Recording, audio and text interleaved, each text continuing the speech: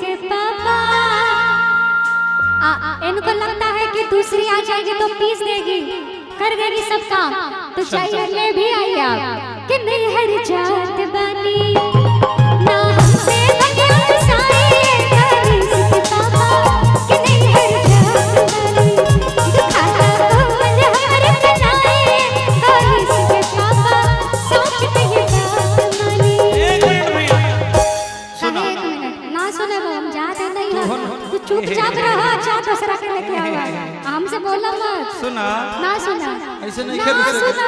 अरे ऐसे नहीं रुके, नहीं रुसना है। मैं तो रुसूं, हमारा सुनिए, मेरा अधिकार है रुकना। ठीक बात, हमार काम मनावल हम मनावे तुम्हें तब ना, तो एगो काम करो।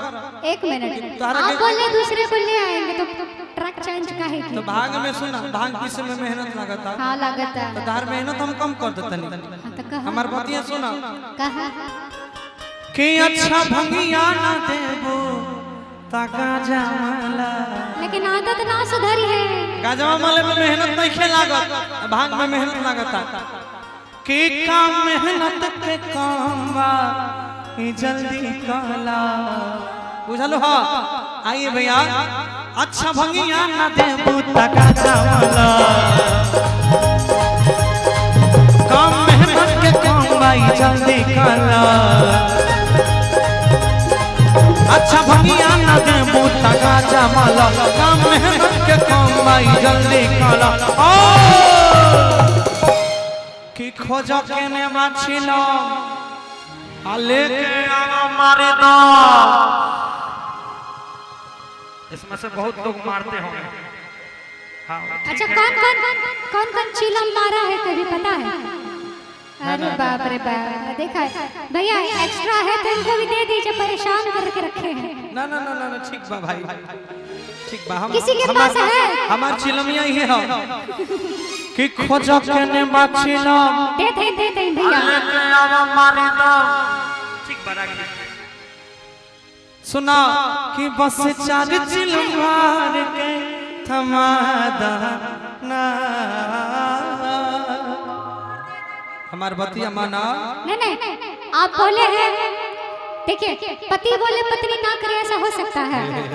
हाँ लीजिए चिलो भरा हुआ है, ले लीजिए, अब मत बोलिएगा। ये भरा नहीं है, इसमें नहीं कभी जानते हैं क्या होता नहीं होता, हमको पता नहीं। नहीं भाई हम नहीं पीते हैं, बहुत समस्या है, लेकिन ठीक है बाबा की बूटी है तो ठीक है। कि सुना हाइलो हेने माछिलो आ लेके आवा मारी दो, तेले तो पानी पिया कि बस चार चिलम मार के थमा दाना।